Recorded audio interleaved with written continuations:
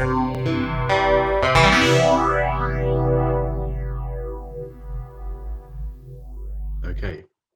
thank you very much, Duranaga. Welcome back to the second half, and hello if you've just joined us on YouTube. So this is the second in a series of talks on Buddhist ethics. So last week you would have heard from Mati, who was talking about the first precept,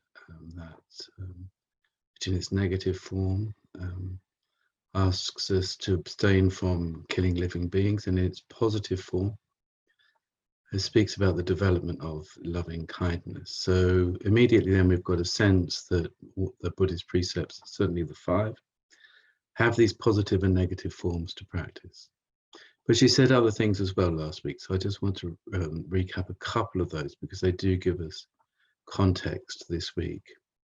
She said that Buddhist precepts are guidelines and practices as opposed to hard and fast rules. This is an important distinction for us. And it's based really on the idea that bad people can do good things. And so if you judge an action only in terms of its consequences, you haven't got a sense of any personal transformation that's been going on internally for these individuals. And because it's Buddhism is a path of personal transformation, that's the key element for us. So we judge actions largely by their intention rather than consequence, but also we see ethics as a continuing spiritual practice, and the guidelines that are fingers pointing in the general direction of the good for us, and but they can't tell us precisely how to behave in any given situation. We have to, in a sense, intelligently figure that out for ourselves. So we could have the first slide, please.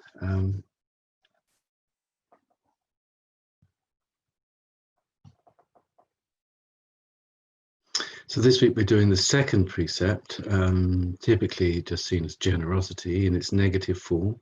We're again asked to abstain from something, this time abstain from taking. Other translations might see that as seizing or grasping the not given. So it's essentially stealing. And in its positive form, we're asked to practice generosity. So that word generosity or giving is dana, and the abstaining from taking the not given is adila dana. Okay, thank you, Srikirti. So we heard last week, I think, that all the precepts relate back to the first precept. The first precept being essentially about non-harm. And the subsequent 4 precepts, of course, are all aspects of this. So certainly in terms of stealing or taking the not given, it's fairly easy to see the connection between that and the first precept.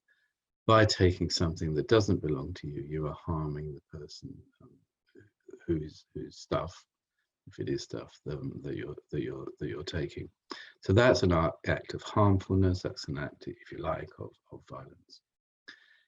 I think this the second precept is connected to the first precept in another way as well.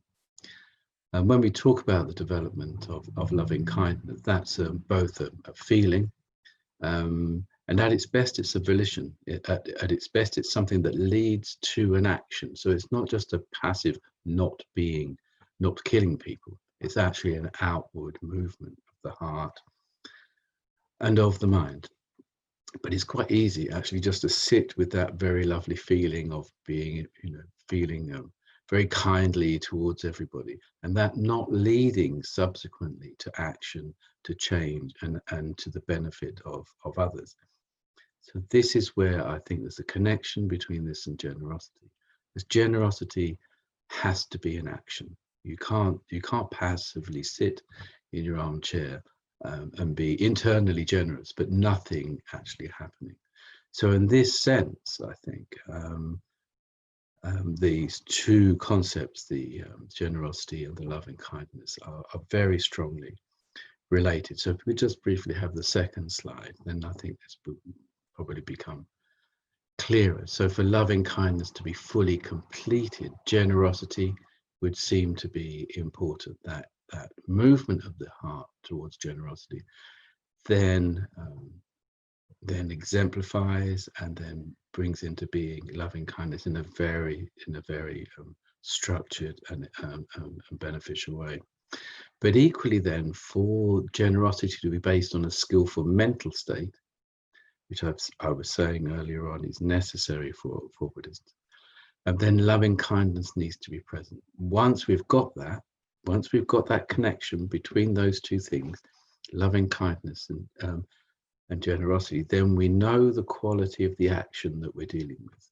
Yeah. So I could be giving you something, giving you some kind of present or another with all sorts of ulterior motives in mind.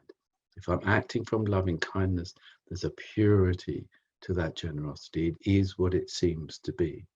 So the two together can put the right intention with the right action. And so I think that's a powerful combination. Okay, thanks. If you could take that slide. So traditionally then, taking the not given has been formulated. I mean, a lot of Buddhist teachings are actually formulated, and there are actually 5 factors of stealing, which I've not come across until I actually started to look at this topic. So the 5 factors, if you're interested, are that there is such a thing as the property of others, that you are aware that the bit that you're interested in actually belongs to someone else and not yourself.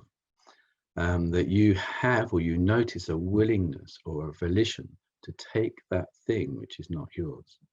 You then begin to devise or plot or scheme a way of getting that thing that you want. And then finally, there's an act of removing or appropriating the property itself, and so that it comes into your possession. So all of this is about, obviously, it's about property.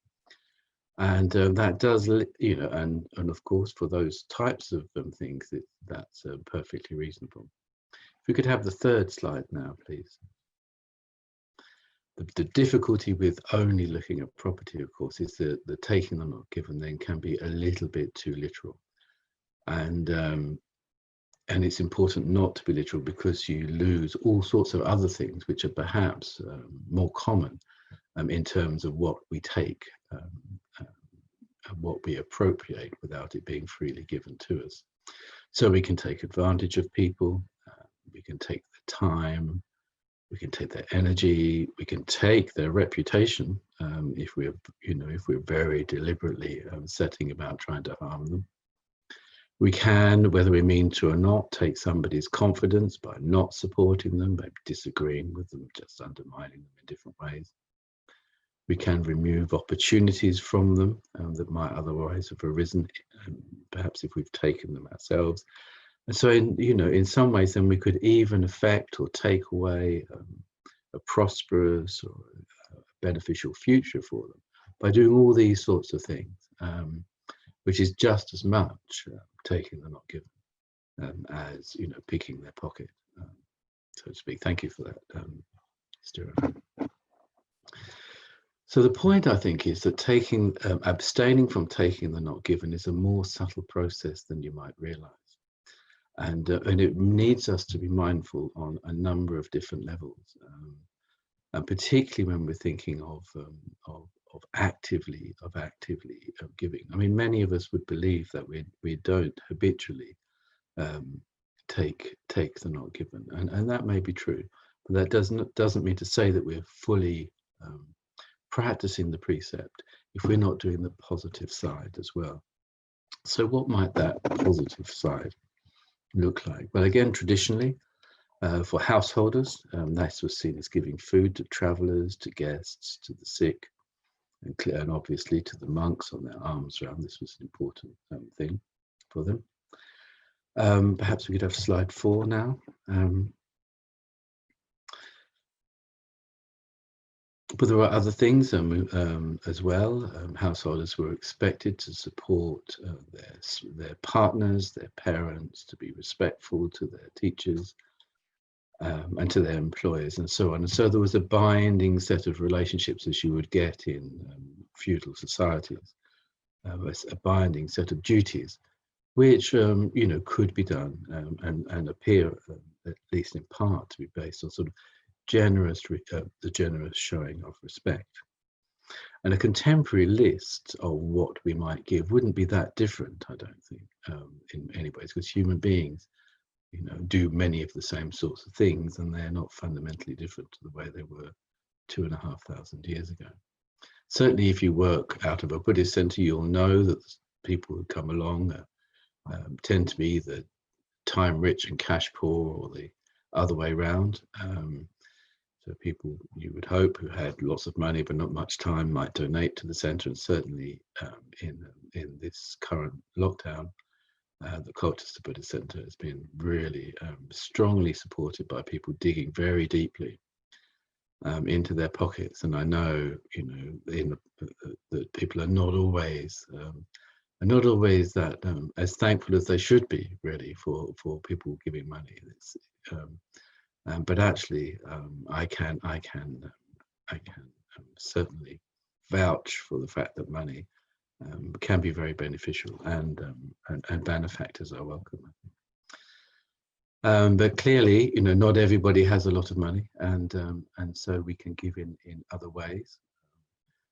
Sometimes that can be things like doing washing up at the centre, or used to be, when we actually made cups of tea for people at the centre. We do less of that now than we used to do. But of course, there are other more subtle ways, like giving thanks and gratitude to other people, rejoicing in their merits. These are all great gifts that that don't really cost anything, but we do need to be mindful, I think. Other ways are supporting people in the Sangha or outside of the Sangha through difficult times. And so there's a sense in which we would, the giving is the giving of the self, not just the giving of things. Now, quite how that manifests for different people will depend very much on circumstances. I don't think you can prescribe this sort of thing. But the trick really is to be aware of where the opportunities arise, and to work with them as best you can. Okay, last slide then, please.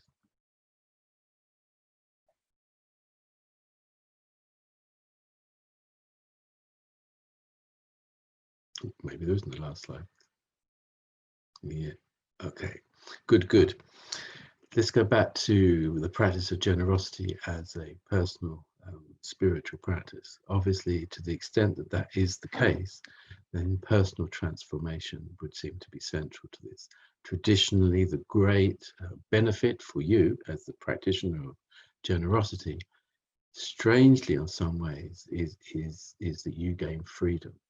Now, I say strangely because in our culture, of course, we don't normally associate giving things away with freedom. We associate having things, accumulating things, piling them up, guarding them, getting more of them.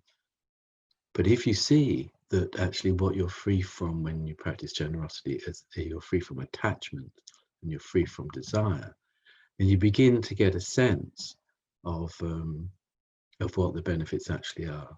Desire or craving is the primary cause of suffering according to the Four Noble Truths, and we'll be doing the Four Noble Truths later on in the series. The practice of generosity then becomes an absolutely central transformative practice for a human being, because you're working directly on the thing that causes you and all other human beings the most suffering.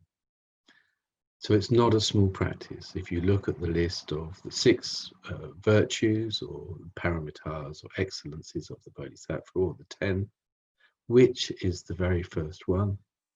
Is the practice of generosity. That's how important it is. It works directly on the fundamental cause of human suffering, and it embellishes and it enchants all other actions. Okay, well, now's the point at which I think we say goodbye to our viewers on YouTube. Thank you for joining us. There are other talks from the Colchester Buddhist Center which you can look at.